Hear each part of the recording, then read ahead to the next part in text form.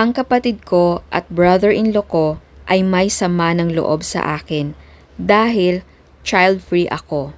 Recently ko lang nalaman na may sama pala ng loob sa akin ang kapatid kong babae na si Giselle at ang asawa niya. May 1-year-old na anak sila, parehong stress sa work at baon sa utang. Napapangiwi na lang talaga ako kapag naiisip ko to. Obvious naman ang pagkakaroon ng anak sa ganong financial situation, sobrang dagdag pressure. Pero buti na lang both sides ng family tumutulong sa kanila. Ako naman wala akong anak at ayoko rin talaga. Ako ang panganay sa magkakapatid at pinagpaguran ko makatapos at makahanap ng career na gusto ko.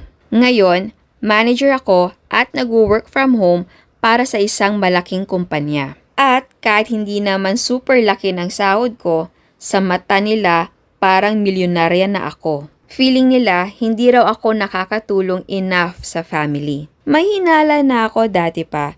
May mga moments na may pahaging na ganun. Well, hindi man ako nag-aalaga ng anak nila, pero tumutulong naman ako financially. Tuluyang lumabas yung issue one night nang bigla akong tawagin ni Giselle. Sabi niya, sobrang stress na raw sila para alagaan ang mga aso ni mama habang nasa bakasyon siya. Ang gusto niya, ako na daw ang bahala. Medyo na-shock ako kasi buong linggo yon ng pet sitting. At ilang kanto lang naman sila mula sa bahay ni mama. At ako, 20 minutes away. So yung 10-minute task sa kanila, 1 oras na hassle sa akin. Hindi ko kayang buhatin lahat pero willing akong tumulong on some days. Pero bago ko pa masabi yon, biglang sumabat si brother-in-law sa tawag. At parang ginaslight ako. Sabi niya, di ba wala ka namang ginagawa? Nasa bahay ka lang, dapat ikaw na yan. Kami nga broke at stressed na parents. Tapos dagdag pa niya, mag-drive ka na lang papunta kay mama tapos doon ka na lang mag-meeting. Feeling kasi nila dahil remote ako, parang free ako all day. Yes, flexible ang setup ko, pero may trabaho pa rin ako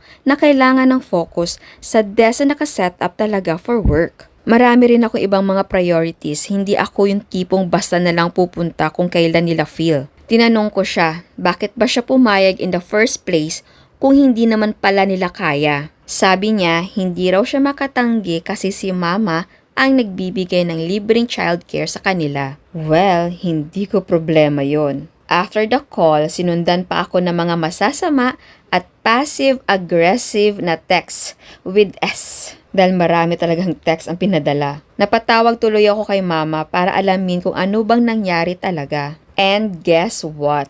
Binabayaran pala sila ni mama para alagaan ang mga aso. At hindi nila sinabi sa akin. Sabi pa ni mama, matagal na nila itong napag-usapan before pa siya umalis. So sinet up lang talaga ako ni Giselle at ng brother-in-law ko para mag-guilty at mapasunod nila ako. In the end, tumulong pa rin ako kahit konti. Yeah, I know.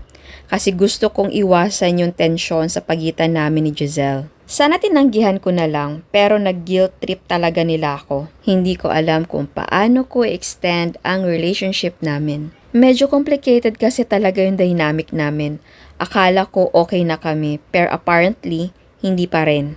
Mahal ko ang pamangkin ko, pero ngayon, parang ang weird na ng susunod na family get-together. Since then, kinausap ko na si Giselle about how I feel, pero yung asawa niya, wala man lang sorry. Feeling ko hindi niya talaga iniisip na may kailangan siyang i-apologize. Kayo sa mga kapatid na child-free na may siblings with kids na parang expected kang tumulong. Paano niyo minamanage yung relationships habang pinoprotektahan niyo din ang sarili niyong boundaries?